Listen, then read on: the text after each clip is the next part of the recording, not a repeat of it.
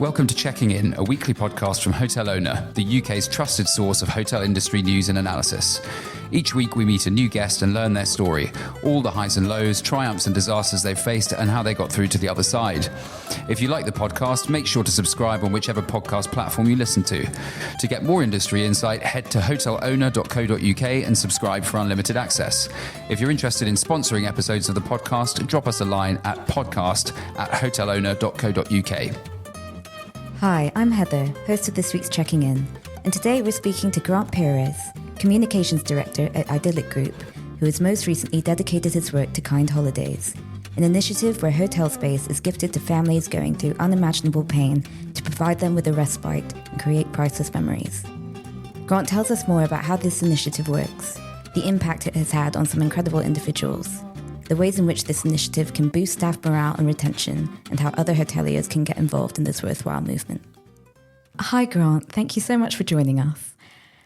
Definitely want to get on to the incredible Kind Holidays initiative, but just for some context about yourself, can you tell us who you are and give us a bit of an overview of your career to date and your work with IDILIQ? Sure. So I'm Grant Peires. I've been working for IDILIQ for a good part of my adult life, working life. Been involved on the marketing area of the business and communications as of late. Obviously, Kind Holidays since 2016 has been, I wouldn't say, I've got to be careful here. I'd say all-consuming, but our chairman and CEO might be a little upset with me because, how can I put it? It's been pretty much all-consuming. Yeah. And how did you first come to join IDILIQ in the first place? What brought you there? I'm originally from Cape Town. Moved around a lot as a kid. Lived in Florida. In Israel and Johannesburg and Cape Town and London twice. Wow. I had moved over here and finished up my O-levels, which I wasn't terribly successful with, and then went on to get my first job. The first attempt at a job of going to be involved in record production, music production, and something didn't work out terribly well when I showed up in a suit with a file of facts to be a runner.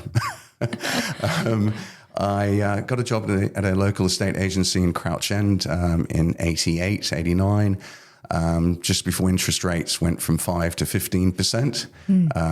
They went from 5 to 15% during the 6 months that I was there. And at that point, I went from doing quite well. I think I sold 5 properties in my first month, and it slowly went down to 0 by the 6th month. And at that point, our founder of the company, who happens to be my uncle Roy Peires, said, "Why don't you come and join us in IDILIQ?" Which I did. It was involved, obviously, with hotels and foreign property as opposed to London-based stock. What was that transition like from dealing with London properties to the more international scale? It was interesting. We were essentially selling the idea of holidays and having a holiday home, it was fun. Having grown up in a warm climate for most of my childhood, it was nice. Pitching sunshine, shall we say, as opposed to home life and so on. Yeah. And so were you working with the marketing side of things? I was, yeah. I progressed into working with our network of agents over the years and ultimately involved in communications for the company, which is my present role. And what does that entail sort of on a day-to-day basis? I know obviously Kind Holidays is a big part of what you do now, but just separate to that. It's about obviously publicising our resorts, our properties, because we have two elements. Well, we've got numerous elements to the business. We are a conventional hotelier, but we also sell holiday homes outright. We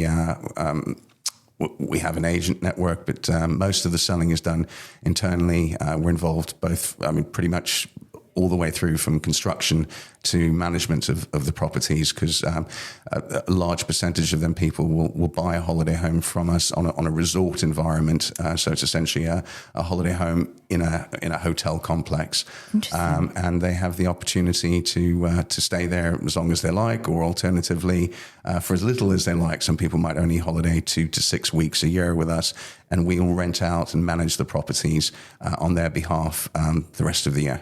And what does that split look like within the business? Is it perhaps more involved with properties and the sort of hospitality side of things, or is it quite an equal split? It's pretty equal. The relationship of the two are totally intertwined. We're all about giving our guests a home from home experience. So whether you're there as a hotel guest or you're there as a prospective property buyer or an existing property buyer, our idea is to make you feel like you're coming back to your home. Our staff have been with us, some for 20, 30 years. So they've gotten to know a lot of our owners over that time, and they feel like they're coming home. Yeah. I mean, they literally are coming home, but our hotel guests tend to have that same feeling as well. It's really important. Our setup is such that we want our guests to feel part of the family, and that's our unique selling point. There's two elements of it. One is obviously the resort environment, but giving people the opportunity to stay in their apartment. Most of our units are self-catering, kitchen, living room, dining area, so they can stay in their apartment for as long as they want. A lot of them have got jacuzzis on their terraces. Lovely. If they want to use the restaurants, they can. If they want to be totally cut off, our biggest site in the Costa del Sol's got 21 pools, tennis courts, spa. If you like, it's almost a village, if you like. Yeah. And oh, lovely. In what other ways do you think IDILIQ helps create that home from home feel? I think you just explained there, but are there any other sort of personal touches that you think are unique to the group that create that? Well, the most unique is really the staff, in as much as they're getting to know and befriend. I mean, we've had experiences where people have gone on a holiday with some of the people that they sold to. Oh, lovely. It's when they come in, the receptionists will know them. I've pondered with using the old Cheers sitcom theme tune, a place where everybody knows your name, because it really is that kind of environment. People come in and it's hugs rather than hello, sir, or ma'am. So it's our USP is a place where everybody knows your name. Yeah. There, I've done it now. We're going to have to take a turn in terms of our marketing. And I think, we'll definitely come on to the sort of company culture at IDILIQ, which I suppose touches on that. But just before we move on, can you tell us also a bit more about some of the sites within your portfolio? Because I know obviously you said international, but there are also some UK sites. Is that? They are. We have a resort in Scotland, which is right next door to Gleneagles in the town of Auchterarder. It's more of a conventional hotel, although there's a number of lodges there as well. We are looking to focus more on our Spanish properties. We also have resorts in the in Florida.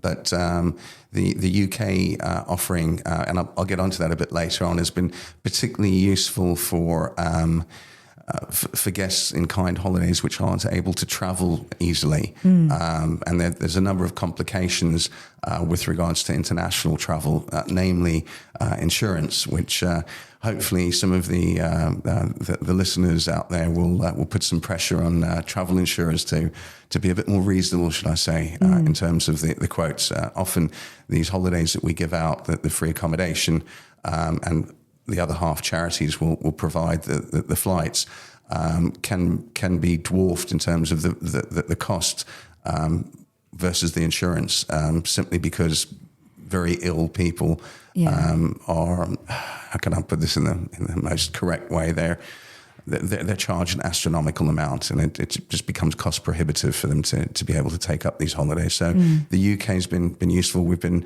working with Carers Trust, which is it's for unpaid carers.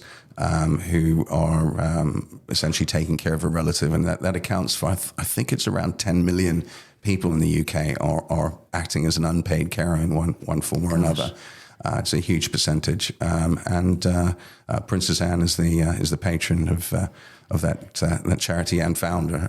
It's 50 years now, and we've been working particularly closely with Shared Care Scotland, where we've got Scottish carers that have the opportunity to take a break for a week and stay in our properties, and in some cases bring along the relative that they're looking after, and it just gives them a chance for some respite and an escape from their normal day to day. Absolutely.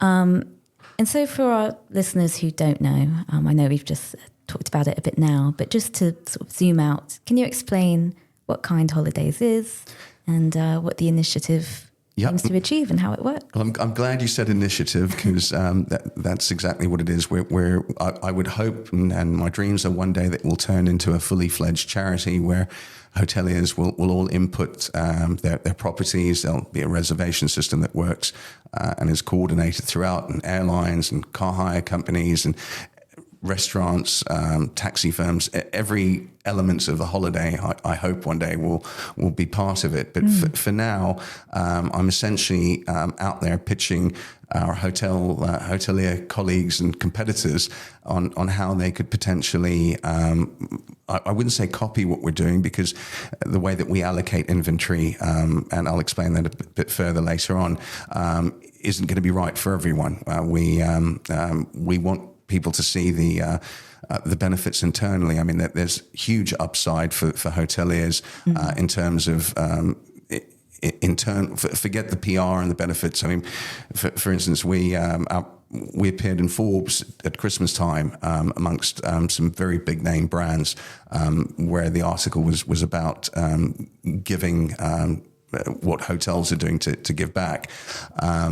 That we wouldn't have been on Forbes' radar had it not been for this program. But again, pushing the PR benefits aside, internally, there's a huge upside in terms of staff morale.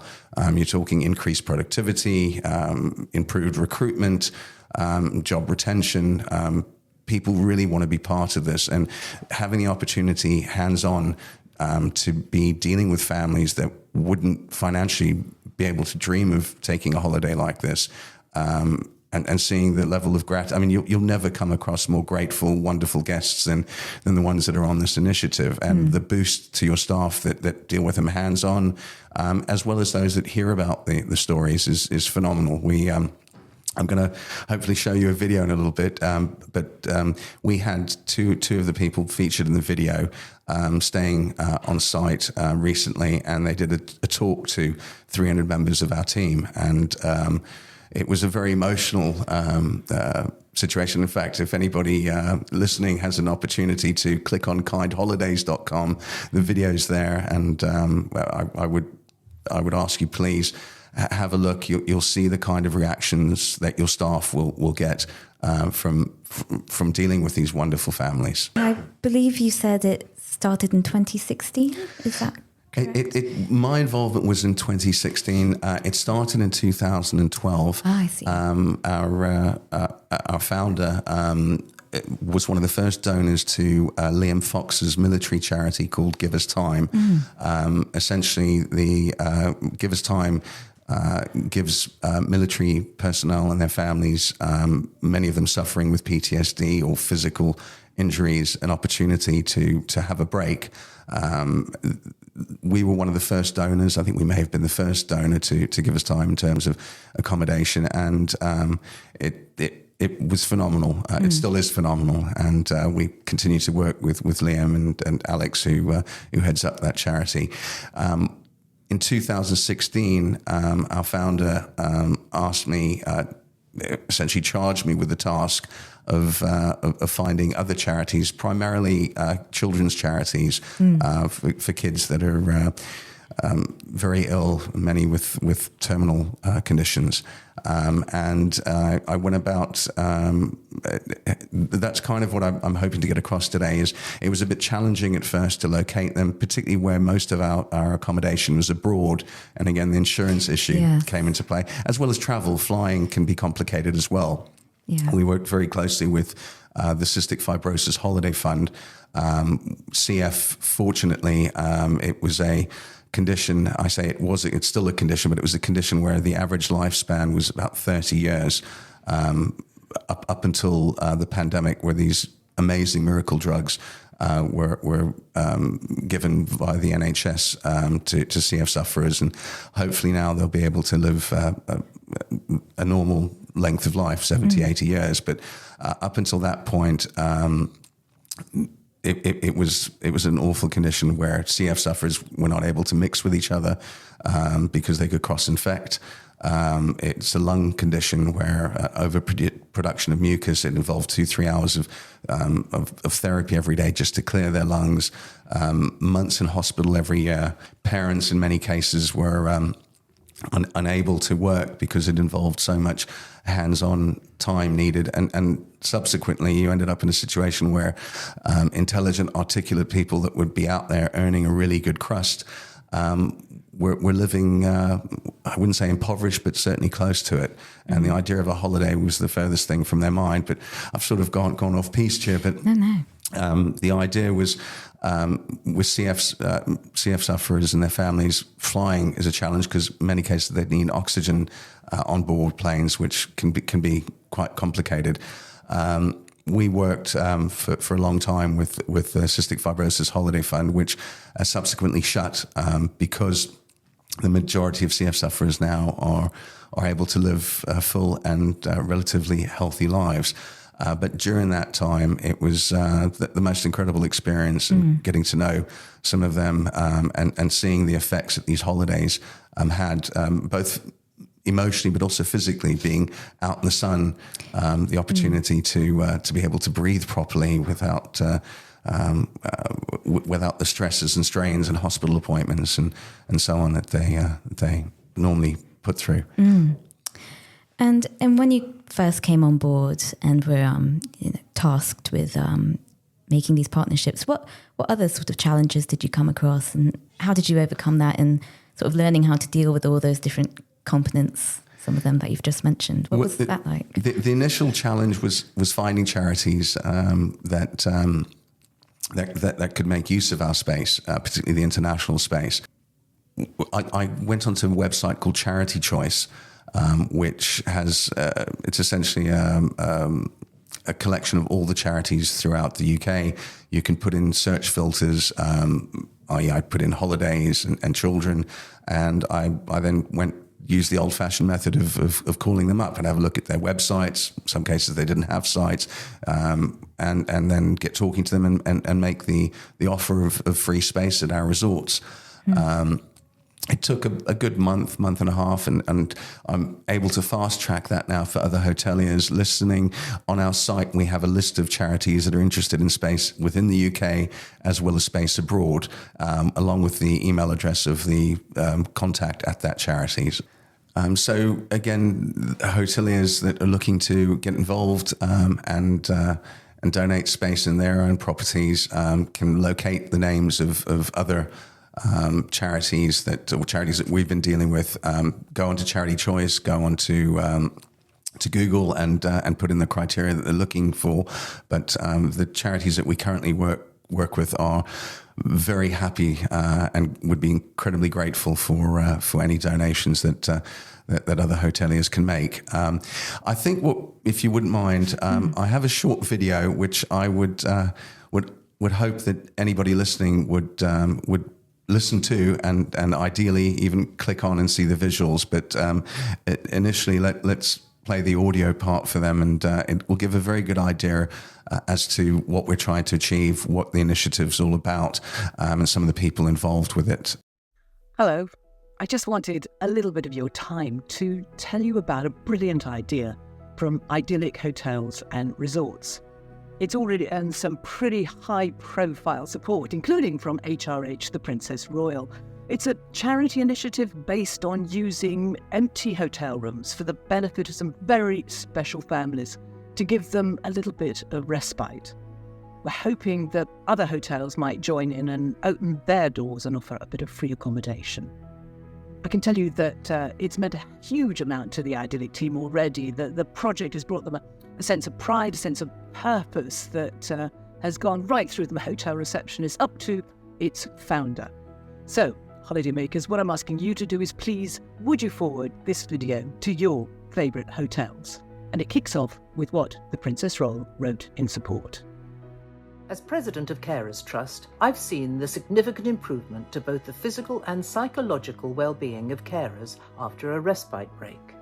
I hope that hoteliers could donate space to allow a respite break for families with children with terminal illnesses and severe disabilities, bereaved families where a young parent, child or sibling has recently passed, military families where PTSD can be successfully treated by a change of scenery, and, of course, unpaid carers who are often caring for a loved one and sacrifice their own financial well-being to do so. Please consider giving families the opportunity to have a respite break and contact charities in your region. After serving as the United Kingdom's Secretary of State for Defence, I founded Give Us Time in 2012 with a mission to give military families precious time together. IDILIQ Charity Holidays were one of the first to provide free accommodation at the resorts, and in 2016 they expanded the offer to families with children with terminal illnesses, bereaved families and unpaid carers. These holidays are more than just allowing a family some time to be together. For some beneficiaries, they have actually been a lifeline, and I know that some people who have made use of this scheme have credited it with saving their life, from getting them to step back from the edge and the suicidal thoughts that they were having. They are literally life-changing for those military heroes and their families. Kind Holidays was created to give the most challenged of families free holiday accommodation at their hotels and resorts, giving these families, many of whom include a sick or terminally ill child, the chance to create their most cherished of memories. For many, it will be the last opportunity to enjoy truly happy times before their loved one passes on. The only time we really pack a suitcase is when we're going into hospital. Well, we're a family again, and we get now to spend time as a family doing something we didn't think we'd be able to do, ever. And it's just seeing a smile on these two faces, that's what did it for me. And then when they are poorly and they're very ill, they have to have 2 weeks stay in hospital on IVs. So obviously getting that time off work if they're ill a few times a year, you can't work. So I've tried going back to work, but it's too many days off work, so I can't.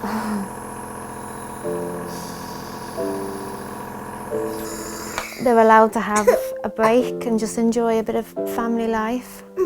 Obviously in being abroad, that they can enjoy the sun and the sea and the sand and without having to worry about treatment. Phoenix, very sadly, has a rather more serious condition called infantile neuroaxonal dystrophy. So he's lost all of his skills. The short time that Sarah and Rico had with Phoenix was precious, and some of their happiest moments were spent at an idyllic resort. Sarah and Rico are returning to Spain in June, when they plan to scatter Phoenix's ashes in the sea just meters from the beach in front of the resort. The place where they created their most cherished memories, watching the sunrise together. Helping these incredibly grateful and courageous families has had the most rewarding and profound effect on the entire IDILIQ team. Very few hotels operate year-round at 100% occupancy. Hoteliers, for the cost of cleaning a room or suite, you too can give the most deserving of families a chance to make their everlasting memories. Wow, Grant, that was incredibly moving. Thank you very much for sharing that with us. And encourage our listeners to go and watch the video too if they can. Thank you for watching. Thank you for having me here today. The opportunity to be able to spread the word to other hoteliers about what we're doing feels like a massive, how can I put it? It feels like a mission that I've been compelled to push as hard as I possibly can over these years. It started obviously just with us doing what we do and giving what we could give, but the idea that we're just one medium-sized operator. Imagine what you could do if 10% of all Hilton, Marriott, IHG, Wyndham's franchisees were out there doing something similar to what we're doing. That the goods, the lift that we're giving these families, as you could see with Sarah there. This is. I've become very friendly with Sarah C. And Rico, her older boy, since meeting them initially, and they're having that holiday with us, and seeing the effects it's had on Sarah. I mean, as you heard, she's planning on returning to the resort. Just to give you an idea as to how the staff are involved when they talked about what they're watching the sunsets together. Phoenix, unfortunately, had lost all of his motor skills up until the age of 3, I believe. He was a normal child, and once he had this condition, he slowly lost all his abilities to the point where he had to be wheeled around everywhere, and he had a specially adapted wheelchair which could go on the beach. And at, I think it was sunrise, 5:30 in the morning, one of our hotel porters, off of his own back, went down and wheeled Phoenix onto the right point in the beach, and joined Sarah and Rico in watching that sunrise. So the effects are profound on your staff. They affect everybody from founder, CEO, through to your porters. They can't help but being affected. And Sarah has been incredible in her help. In fact, there's a Metro article, which again, I would ask everybody listening to please have a look at it. It appears on our site. You'll see the effect that it's had on Sarah. I mean, the video itself, there's a longer version. We had Sarah and Scotty Darragh, who I'll go into. He's one of the military personnel. A bit more about Scotty's story in a little while, but their wish is the same as ours, and that is for everybody that's facing a challenge, and to be able to have one of these holidays. And you probably may have noticed in the video at one point, Liam Fox talks about IDILIQ charity holidays. We decided to change the name because these people are heroes, and it doesn't feel as if it's charity. We're gifting people that are going through immense emotional and physical challenges the opportunity to have that perhaps last holiday together, where the memories are essentially the only thing they'll be left with, and the chance to have a happy memory when they are. Oh, sorry, I'm getting a little emotional here myself.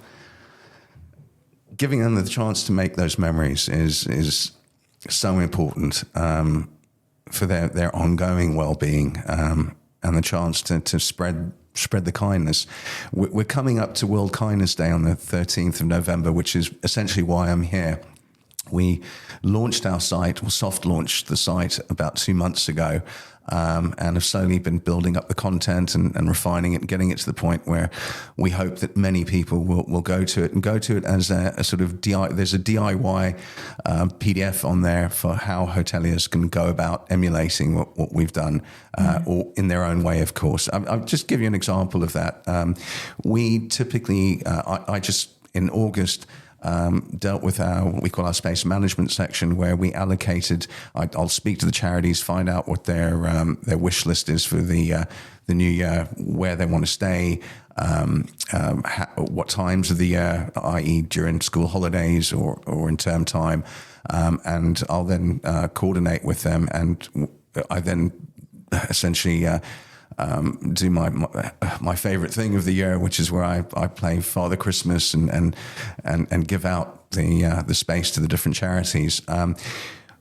We're allocating space. We allocated space this August for January to end of December 2025. We blocked off specific weeks and even allocated specific apartments to them at all the different resorts. Other hoteliers, and I know that there's a charity in the UK already that rewards unpaid carers with space in their hotels. But it's a last minute thing for them where the hoteliers give up the space, I guess, a week before. I think it when it's international, that's not really going to work. But what I'm trying to say to other hoteliers is do what suits you, do what fits your business model, your organization. You don't need to copy what we've done verbatim. We just want you to open up the possibilities of what you can do. I guess that in February, Wyndham and Dimitri Manikos, who is the president of Wyndham EMEA, and Jackie Brown, who heads up North and Central Europe, were amazing, and they had me out last year this time to the hotel, the big hotel conference in Manchester. Excuse me, the name slips my mind, and then followed that in Prague, where Wyndham was holding essentially a one-day seminar for 190 of their hotel owners, well, franchisees and general managers. And they gave me the opportunity at the end of the day, just before dinner, in the sort of restaurant bar area to speak to everyone. And I played the video that you've just watched. And it was, the results were incredible in as much as just the effect. I was told that more than a quarter of the room were in tears after my speech or during my speech. And that's not because I'm a particularly good speaker. You've probably heard me umming and ahhing a million times here. I'm sorry for that. But it was the content. One letter, actually, I don't know if you mind, could I read this out? Of course. So this was a letter written by a dad who, Alistair Whittam, who had a holiday through the Cystic Fibrosis Holiday Fund at one of our resorts in Orlando back in 2019, I believe. He's talking about his daughter, Katie. So sadly, Katie was diagnosed with chronic kidney disease shortly before our trip. Given her existing health conditions, it was understandably difficult for her to cope, and she became down and unhappy. However, a couple of weeks before our departure, we noticed a remarkable change in her. She quickly transformed from sadness to excitement and happiness that seemed to overflow. Upon arriving in America, she repeatedly expressed disbelief and the sense that it was all too good to be true.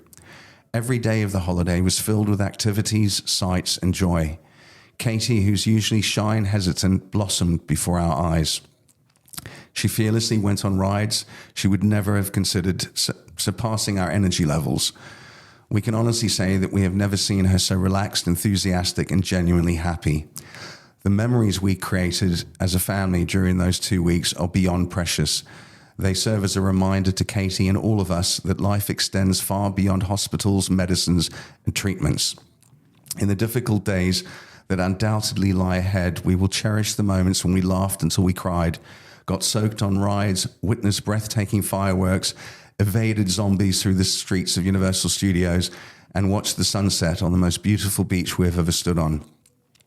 Thank you from the bottom of our hearts for giving us the opportunity to see Katie smile every day as if she didn't have a worry in the world.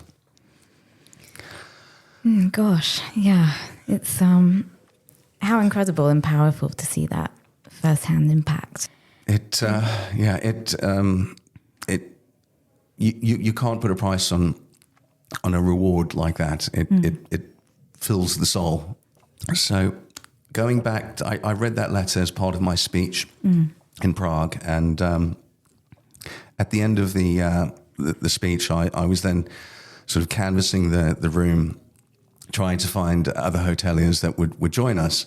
There'd probably been 30 or 40 speeches, and one of probably the most eloquent gentlemen that I heard during the day, a man that manages 50 hotels on behalf of a fund.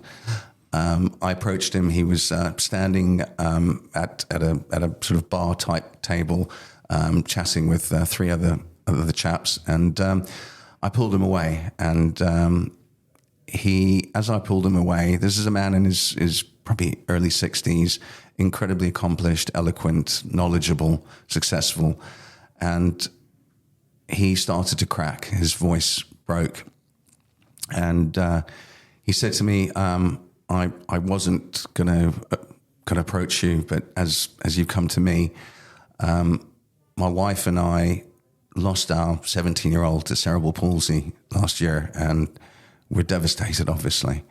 He said, for me, this is a no-brainer. Any hoteliers out there that have experienced anything close to the pain that these parents have, this should be a no-brainer for you. It should be a no-brainer for everyone, really. As I said, the boost to everyone involved emotionally, the sense of you're doing more than just making money, is nothing compares with it. And it's what gets me out of bed in the morning and gets me in front of the likes of you guys, where I'm not normally I'm quite a chatty person, but I normally keep to myself. I live behind a number of screens in my office and spend most of my time writing copy. And again, a lot of the copy that you're seeing here came out of me. How can I put this in the best possible way? Having a few drinks late at night and getting emotional and trying to find what would pull at the heartstrings of other hoteliers and getting these incredibly powerful stories across to the rest of the industry, because I feel like I'm kind of out there paddling on my own. But I mean, imagine, I don't know what the turnover as an industry is per year, but the fact that we have so much inventory as an industry that sits unused is a crime. If we give away 0.1% of our inventory a year, space that wouldn't be used, you don't need to do what we're doing. We have a split where we give away peak and off-peak space, but you could just be giving away off-peak space, which is going to be vacant anyway. For the cost of housekeeping, you're giving families the opportunity to make the most cherished memories they could possibly make. So yeah, I think I would hope that other hoteliers hear my plea and get on board. And if we get 1%, that would be a dream of our industry giving away space every year, because we have the opportunity to change so many thousands of lives. When I say change lives, this has been so far about Sarah and families that have got a sick child. I'd like to go back to the military personnel and how we started, and someone that's become a good friend, Scotty Darragh, a soldier who was suffering, who suffers still from PTSD. I've got a short clip of the speech that he made back at the Corinthia Hotel, which was attended by a number of very high-level Army personnel, including Liam Fox, who was the who headed up the military for the UK. So if you wouldn't mind, I'm just like to play a couple of minute clip of Scotty's speech. Absolutely. In 2012, the former army medic, who went on to become the UK's Defence Minister, Dr. Liam Fox, established Give Us Time. IDILIQ Hotels and Resorts were one of the first donors, giving time at their properties to military personnel and their families. Many of these personnel are suffering with physical injuries and PTSD. These holidays have repaired broken families and stopped a hero from taking his own life. I was discharged from the Army in November 2004. Since then, there has been setbacks with periods of self-harm and multiple attempts to take my own life. Again, trying to make the images disappear. It took another 9 years, and in 2013 I finally got the diagnosis of PTSD, post-traumatic stress. And due to the years of neglect and hardship on my body, also major depressive disorder. Now knowing that it wasn't just me, but an illness causing these thoughts and actions, there was still a life for living and to become a better husband my wife could be proud of. Give us time was my hand up. We got a lovely email confirming that Joanne and I can apply for a holiday. Gave us time, give Joanne and I the ability to adapt to our new normal. A life of compromises and plans to act as a safety net if we fell backwards. All in a relaxed, peaceful and scenic place. This was also our chance to reconnect with our loved ones and to look forward for our new future on our road to recovery. If I can empower businesses and holiday owners to donate to Give Us Time, you're not just providing a vital holiday to a military family. You're not giving us a hand out. You're giving us a hand up. And that's priceless.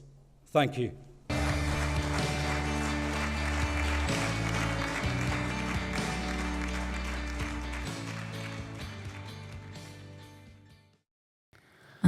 Wow, what another incredibly moving speech. So do you think in some ways then this concept is quite limitless in terms of the people it can reach and sort of give these memories to? Absolutely. And it extends a bit further. I mean, we're making use of our inventory in one particular way. Just going back for a second to Scotty and working with military personnel, as you saw in the other video, this helped pull Scotty back from the brink. It turned his life around, and subsequently Scotty's out there motivating individuals and doing everything he can. He's an ambassador for Give Us Time, and trying to give other families the experience that he had, a chance to, again, essentially reset. Again, if you have the opportunity to go to our site and watch the full speech that Scotty made to our staff, along with Sarah C., the wonderful lady who lost her son, you'll see the effects on the room as much as the power of their stories. Just to give you an idea of other things that they're doing, I mentioned that Forbes article earlier on. So in that article, they talked about what we're doing. They talked about 5 or 6 other hotels, some of them doing things like raising money, etc. But one in particular, and this goes out to the hotel owners out there that are near a big city centre hospital. In some cases, you have individuals whose kids are receiving treatment for 5 days, 2 weeks, 3 weeks in a hospital that's very far from home. The parents can't stay in that hospital, but they'd like to be close to their kids. If they're able, if you're able to donate space to children, to parents that are needing to be close with their children during the time that they're receiving treatment at a hospital far from home, where you can't be commuting backwards and forwards every day, that's a phenomenal opportunity as well. So whereas I'm trying to push hoteliers to get involved in donating space for holidays, obviously if you're in a city centre, it might not be a holiday, but it might be space to allow parents to be there for their children during the most difficult of times. I've heard of other situations as well where during the beginning of the war between Russia and Ukraine, hoteliers opened up their doors to refugees that were fleeing the Ukraine in Eastern Europe and into Western Europe as well. The American Lodging Association and Marriott have been working with the FBI when they break up a ring that is trafficking women. What do you do with them? You can't put them in a FBI holding cell. So they open up their doors and will give somewhere for these women to stay whilst they try and house them. So our inventory can be used in so many different ways and put to such good use, other than just being used financially. And I promise all of my fellow hoteliers the rewards. I mean, a lot of our industry is run on numbers and by accountants. The profitability, if you think about the effect on your staff, you're going to hold on to them for longer. They're going to work harder, and you're going to have an easier time recruiting the best talent out there, because you're doing that much more than everybody else. Well, hopefully it won't be the case, and we'll all be doing something, but at least while we get this going, it gives you an edge on the competition. Yeah. As you said before, it really is a no-brainer. So I really hope to see this evolve. Thank you. I mean, me too. I mean, that's the goal, and I hope to not be out there spreading the word, because I'm hoping that other hoteliers will be doing it themselves, and before long, everybody will be on board. There's another way, another program I'm currently working with a chap by the name of Ben Sutcliffe, who works for for Caldwell Children, John Caldwell, who founded the big mobile phone company. I forget what the name of it, Phones for You, I think it was.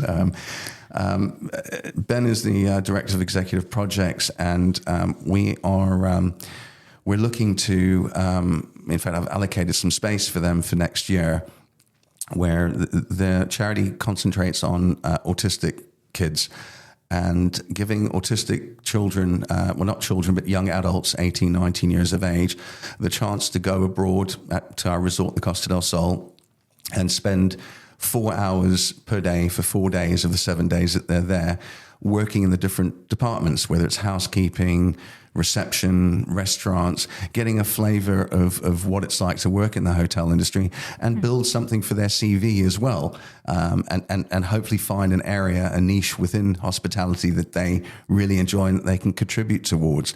So again, there's the opportunity to do so much with our space that would just sit unused in most cases. Exactly.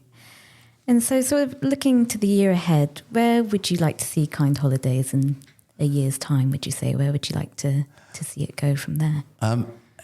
As I said at the beginning, I would hope that we're in a situation where the airlines who, without, how can I put it, tarnishing them, are a little more difficult at getting them to give up airline tickets, but I'd like to see somewhere where it's available to everybody, where you've got airlines, car hire companies, taxi firms, restaurants, and of course hotels, cruise ships, all giving up every element of the holiday experience to allow us to essentially, again, I don't like the word charity, but to be a charity that can do everything, and it's a one-stop shop for everyone.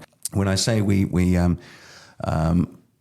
I don't want it just to be seen as a charity, because people like Scotty and Sarah are heroes in their own right, and this is a reward back to them. It's giving back to them for everything they've done and they've been through. And I hope in a year's time there are many more Sarahs and Scottys out there that are able to have holidays, not through us, but through our competitors.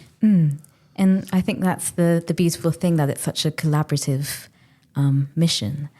And what would your sort of parting advice be to any hoteliers listening who want to be more charitable in the way they run their business or want to be a part of Kind Holidays? The advice would be don't be put off by the psychological barrier of how does this work? How do you put this into action? Our step-by-step PDF guide on our site can help you. I'm there. Hopefully, I hope to be inundated with calls, although I might get into trouble with my boss. But if you need any advice, any help in how you go about setting it up, again, this is for you to decide how you allocate the space and how much or how little you want to give away. But it's a very easy program to put into action. It's incredibly simple, especially when I can pass on the details to you, or our website can, of charities that would love to have space in your properties. So please do it. You won't believe the rewards that I'm a firm believer in karma, and this gives back in spades. Yeah, wonderful. And we will pass that on to our listeners. So we finish each episode with a question left by the previous guest. Last week's guest was David Hayden, who's the general manager of the Mercure and Ibis London Earls Court Hotel. And he asked, or he said, there is still a stigma about antisocial hours and low pay in hospitality. Who does the industry need to engage, and how can we work smarter to change that perception? Again, I'm going to be very centered around the Kind Holidays initiative and being able to offer younger people. Again, I'm 54. This appeals to everybody, but the youth in particular seem very focused on working where it's not just about money, but there's an altruistic element to it as well.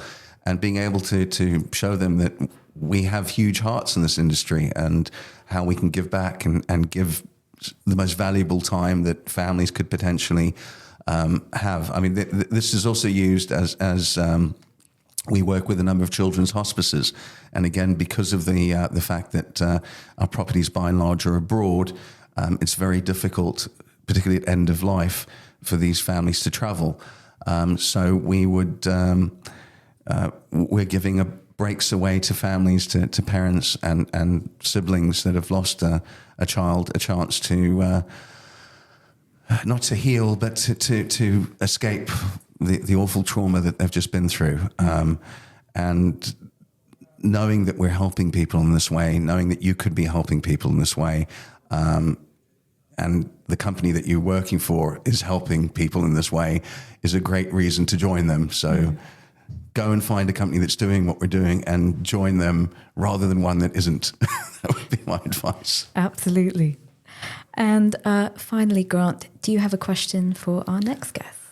Oh, gosh. I guess I'm being very selfish here, but yes, hopefully hearing this podcast in advance of your sitting here where I am, would you consider setting up your own version of what we've been doing? And if so, how would you go about doing it? We will pass that on. Grant, it's been really lovely talking to you and learning about Kind Holidays. Thank you so much. Thank you so much for giving me a chance to spread the word. Thanks for listening to Checking In, a weekly podcast from Hotel Owner, the UK's trusted source of hotel industry news and analysis. But a week at one of your resorts means a lifetime of memories of that family. That would be my message to you. For me, and it makes me feel so proud to be part of this, because as I said, for me, business is business, but share and help is more important. And when this company look after these people, it makes me feel that I am in the right place.